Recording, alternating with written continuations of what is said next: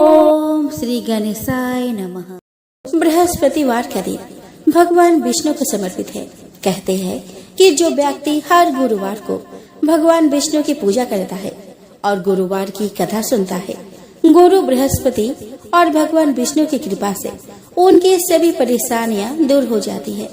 लेकिन गुरुवार के व्रत कथा और पूजा के कुछ नियम हैं, जिनका बड़ी ही सावधानी से पालन करना चाहिए। गुरुवार व्रत पूजा कथा में कई ऐसी बातें बताई गई है, जिन्हें मनुष्य को ध्यान पूर्वक अपनाना चाहिए। कहते हैं कि जो व्यक्ति श्रद्धा भाव से गुरुवार को भगवान विष्णु की पूजा करता है और गुरुवार व्रत की कथा कहता और सुनता है, उसकी गरीबी और कष्ट को भगवान विष्णु दूर कर देते हैं। जीवन में सुख समृद्धि के लिए गुरुवार के दिन आप भी इस गुरुवार व्रत कथा को सुने। बृहस्पतिवार के दिन सूर्योदय से पहले उठे और नित्य कर्म से निवृत्त होकर पीले रंग के वस्त्र पहने। इसके बाद पूरे घर में गंगा जल छिड़के। इसके बाद पूजा घर में श्री हरि विष्णु की मूर्ति या चित्र स्थापित करें।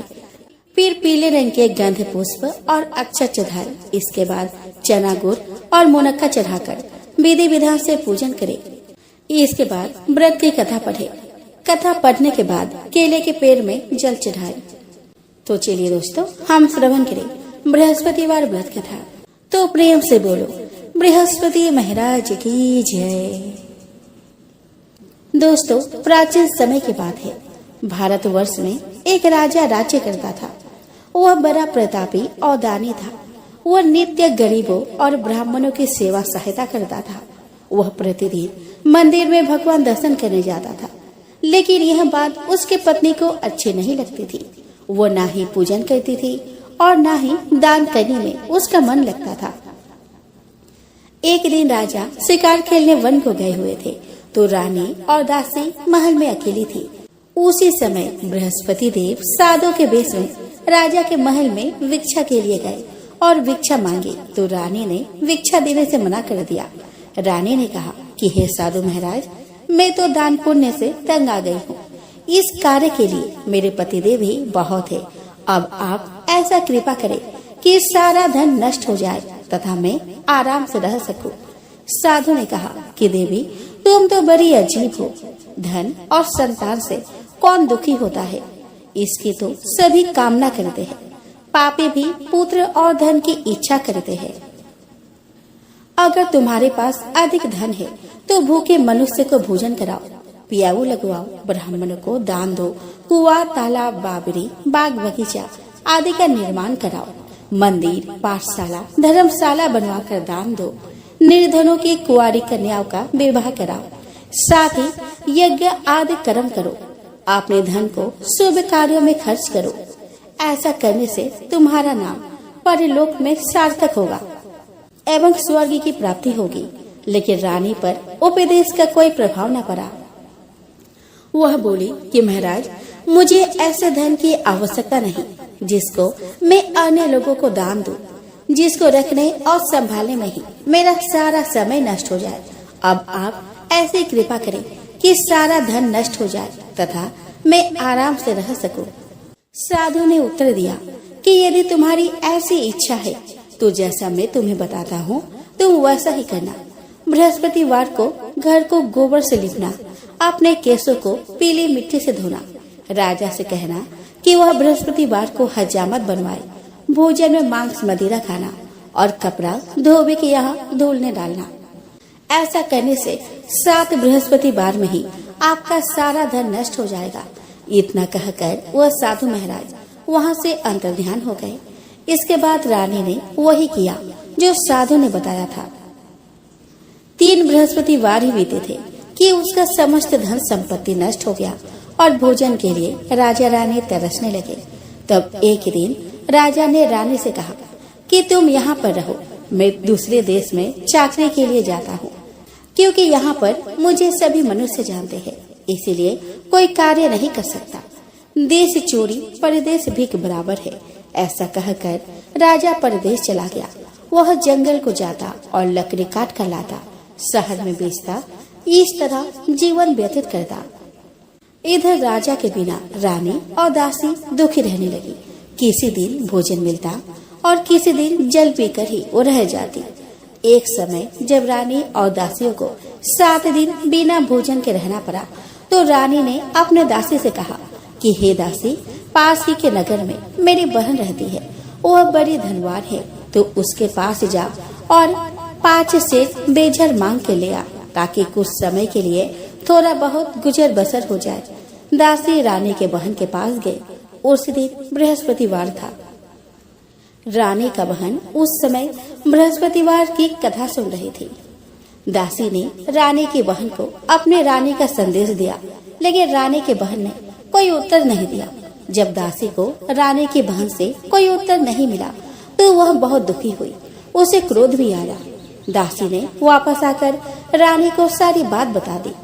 सुनकर रानी ने कहा कि दासी, इसमें उसका कोई दोष नहीं है। जब बुरे दिन आते हैं तब कोई सहारा नहीं देता। अच्छे बुरे का पता विपत्ति में ही लगता है। जो ईश्वर की इच्छा होगी वही होगा। यह सब हमारे भाग्य का दोष है। यह सब कहकर रानी ने अपने भाग्य को कोसा। उधर रानी की बहन ने सोचा कि मेरी बहन की दासी आई थी, लेकिन मैं उससे नहीं बोली, इससे वह बहुत दुखी हुई होगी। कथा सुनकर और पूजा समाप्त कर वह अपने बहन के घर गई और कहने लगी कि हे बहन, मैं बृहस्पतिवार का व्रत कर रही थी, तुम्हारी दासी गई, लेकिन जब तक कथा होती है तब तक ना उठते हैं और ना ही बोलते हैं, इसलिए मैं नहीं बोली। कहो, दासी क्यों गई थी?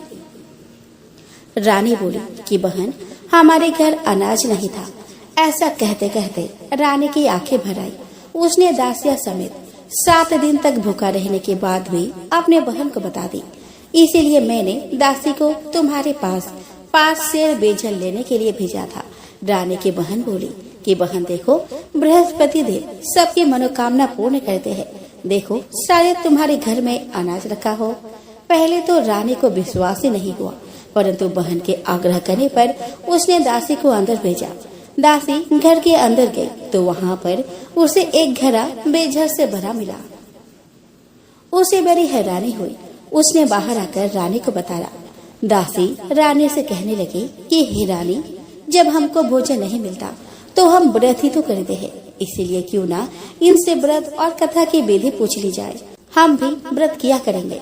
दासी के कहने पर रानी ने अपने बहन से बृहस्पतिवार व्रत के बारे में पूछा। उसके बहन ने बताया कि बृहस्पतिवार के व्रत में चने की दाल, गुड़ और मुनक्का से विष्णु भगवान का और केले के वृक्ष के जड़ में पूजन करे और दीपक जलाए और कथा सुने।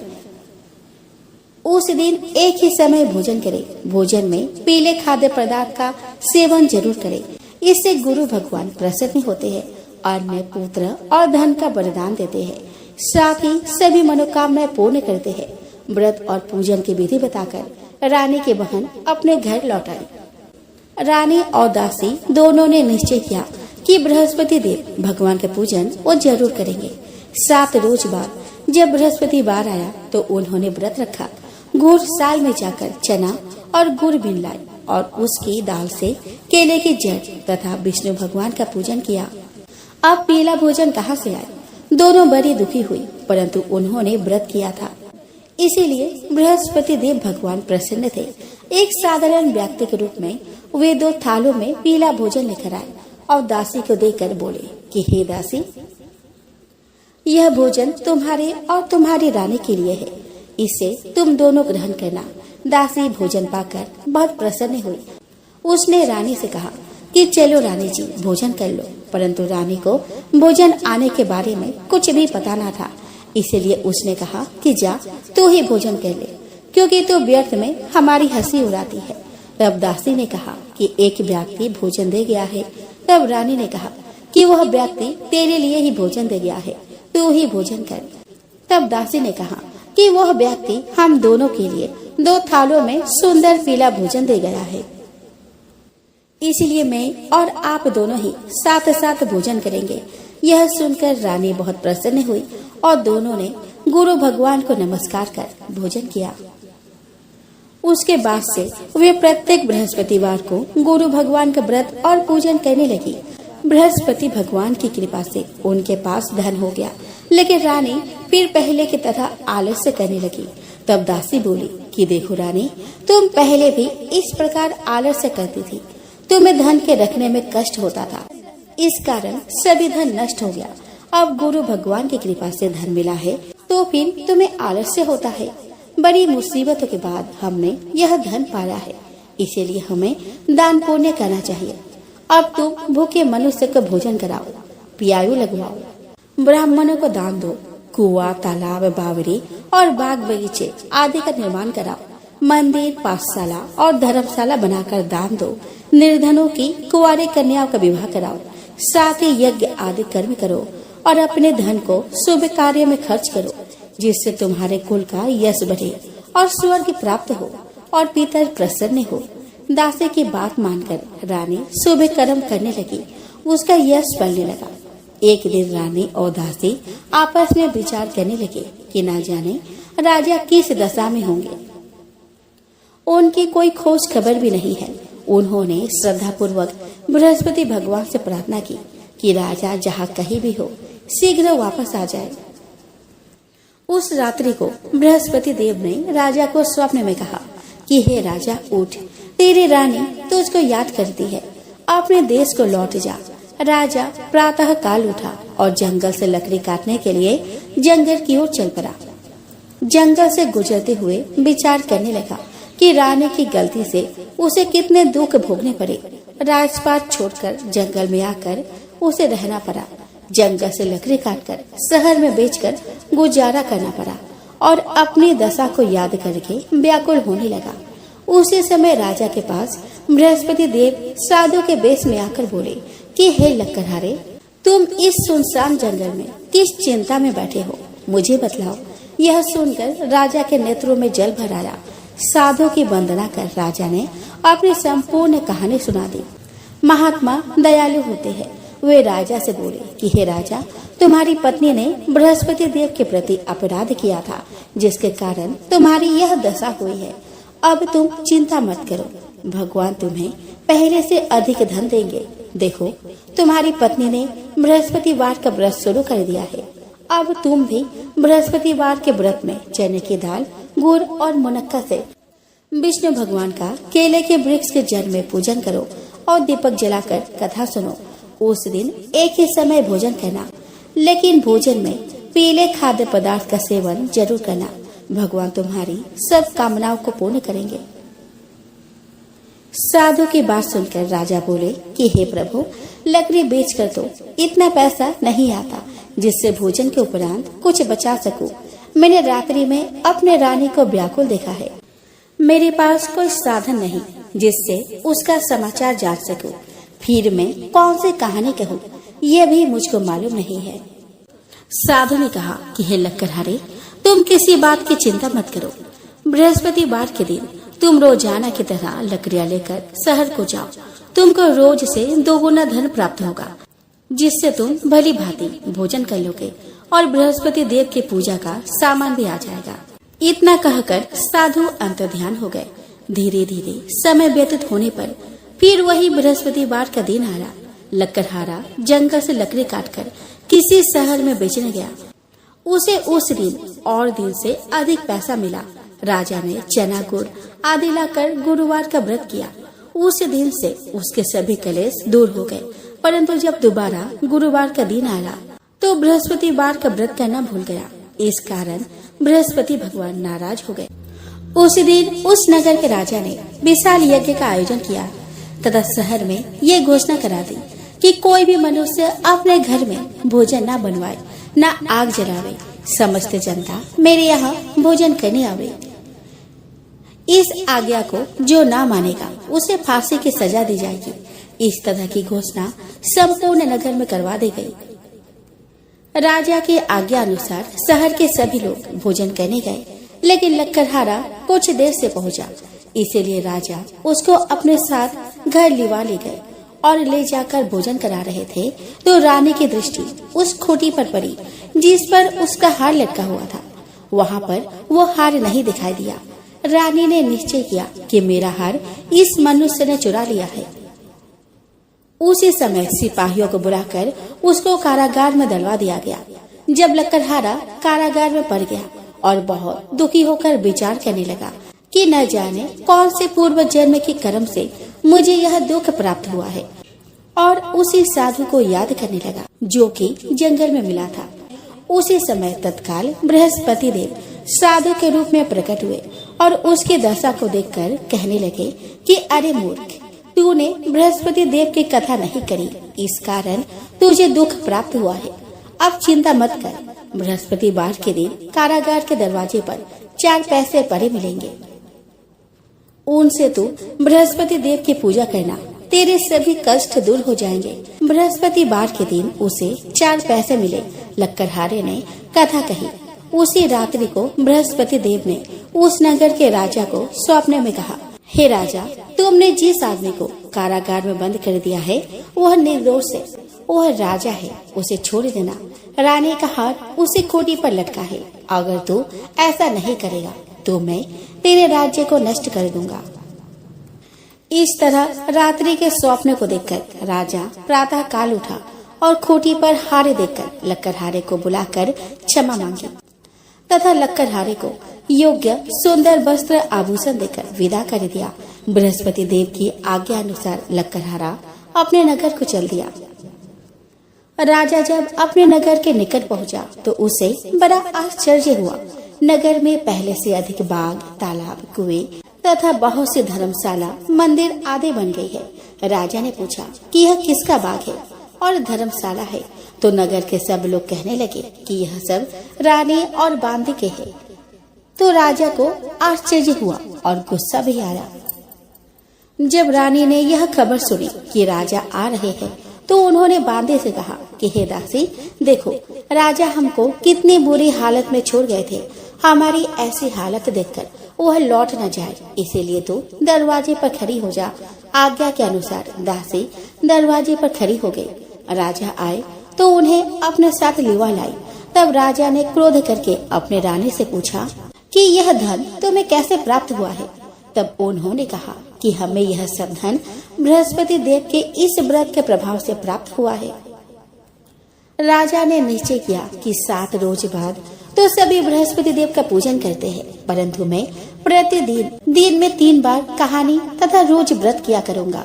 अब हर समय राजा के दुपट्टे में चने की दाल बंधी रहती तथा वह दिन में 3 बार कहानी कहता। एक रोज राजा ने विचार किया कि चलो अपने बहन के यहाँ हो आवे। इस तरह निश्चय कर राजा घोड़े पर सवार हो अपने बहन के यहाँ को चलने लगा। मार्ग में उसने देखा कि कुछ आदमी एक मुर्दे को लिए जा रहे हैं। उन्हें रोककर राजा कहने लगा कि अरे भाइयों, मेरी बृहस्पति देव की कथा सुन लो। वे बोले कि लो, हमारा तो आदमी मर गया है और इसको अपनी कथा के पड़ी है। परंतु कुछ आदमी बोले कि अच्छा कहो, हम तुम्हारी कथा भी सुन लेंगे। राजा ने दाल निकाली और जब कथा आधी हुई तो मुर्दा हिलने लग गया और जब कथा समाप्त हुई तो राम राम करके मनुष्य उठकर खड़ा हो गया। आगे मार्ग में उसे एक किसान खेत में हल चलाता मिला। राजा ने उसे देख और उससे बोला कि अरे भाई, तुम मेरी बृहस्पतिवार की कथा सुन लो। किसान बोला, जब तक मैं तेरी कथा सुनूंगा तब तक 4 हरैया जोत लूंगा। जा अपनी कथा किसी और को सुनाना। इस तरह राजा आगे चलने लगा। राजा के हटते ही बैल पछाड़ खाकर गिर गए और किसान के पेट में बड़ी जोर का दर्द होने लगा। उस समय उसकी माँ रोटी लेकर आई। उसने जब यह देखा तो अपने पुत्र से सब हाल पूछा और बेटे ने सभी हाल कह दिया। तो बूढ़िया दौड़ी दौड़ी उस घुड़सवार के पास गई और उससे बोली कि मैं तेरी कथा सुनूंगी, तू अपनी कथा मेरे खेत पर चल कर ही कहना। राजा ने बुढ़िया के खेत पर जाकर कथा कही, जिसके सुनते ही वह बैल उठ खड़ा हुए और किसान के पेट का दर्द भी बंद हो गया। राजा अपने बहन के घर पहुंचा। बहन ने भाई की खूब मेहमानी की। दूसरे रोज प्रातः काल राजा जगा तो वह देखने लगा कि सब लोग भोजन कर रहे हैं। राजा ने अपने बहन से कहा कि ऐसा कोई मनुष्य है जिसने भोजन नहीं किया हो, मेरी बृहस्पतिवार की कथा सुन ले। बहन बोली कि भैया, यह देश ऐसा ही है कि पहले यहाँ लोग भोजन करते हैं, बाद में अन्य काम करते हैं। आप रुको, अगर कोई पड़ोस में है तो मैं उसे दिखाती हूँ। वह ऐसा कहकर देखने चली गई, परंतु उसे कोई ऐसा व्यक्ति नहीं मिला जिसने भोजन न किया हो। अतः वह एक कुम्हार के घर गई जिसका लड़का बीमार था। उसे मालूम हुआ कि उनके यहाँ 3 रोज से किसी ने भोजन नहीं किया है। रानी ने अपने भाई की कथा सुनने के लिए कुम्हार से कहा और वह तैयार हो गया। राजा ने जाकर बृहस्पतिवार की कथा कही, जिसको सुनकर उसका लड़का ठीक हो गया। अब तो राजा की प्रशंसा होने लगी। एक रोज राजा ने अपने बहन से कहा कि हे बहन, हम अपने घर जाएंगे, तुम भी तैयार हो जाओ। राजा के बहन ने अपने सास से कहा तो सास ने कहा कि हाँ चली जा, परंतु अपने लड़कों को मत ले जाना, क्योंकि तेरे भाई के कोई औलाद नहीं है। बहन ने अपने भैया से कहा कि हे भैया, मैं तो चलूंगी, पर कोई बालक नहीं जाएगा। राजा बोला कि जब कोई बालक ही नहीं चलेगा तब तुम ही क्या करोगी। बड़ी दुखी मन से राजा अपने नगर को लौट आया। राजा ने अपने रानी से कहा, हम निर्वंशी है, हमारा मुंह देखने का धर्म नहीं है। वह बहुत दुखी हो गया और कुछ भोजन आदि भी नहीं किया। रानी बोली कि हे प्रभु, बृहस्पति देव ने हमें सब कुछ दिया है, वह हमें औलाद भी अवश्य देंगे। उसी रात को बृहस्पति देव ने राजा से स्वप्न में कहा कि हे राजा, उठ, सभी सोच त्याग दे, तेरी रानी गर्भ से है। राजा की यह बात सुनकर बड़ी खुशी हुई। 9वें महीने में उसके गर्भ से एक सुंदर पुत्र पैदा हुआ। तब राजा बोला कि हे रानी, स्त्री बिना भोजन के रह सकती है, पर बिना कहे नहीं रह सकती। जब मेरी बहन आवे तो मुझसे कुछ मत कहना। रानी ने सुनकर हाँ कर दिया। जब राजा की बहन ने यह शुभ समाचार सुना तो वह बहुत खुश हुई और बधाई लेकर अपने भाई के यहाँ आई। तभी रानी ने कहा कि घोड़ा चढ़कर तो नहीं आई, गधा चढ़ ही आई। राजा की बहन बोली कि भाभी, मैं इस प्रकार न कहती तो तुम्हें औलाद कैसे मिलती। बृहस्पति देव ऐसे ही है, जैसे जिसके मन में कामनाएं हैं सभी को पूर्ण करते हैं। जो सद्भावना पूर्वक बृहस्पतिवार का व्रत करता है एवं कथा पढ़ता है अथवा सुनता है, दूसरों को सुनाता है, बृहस्पति देव उसके सभी मनोकामनाएं पूर्ण करते हैं।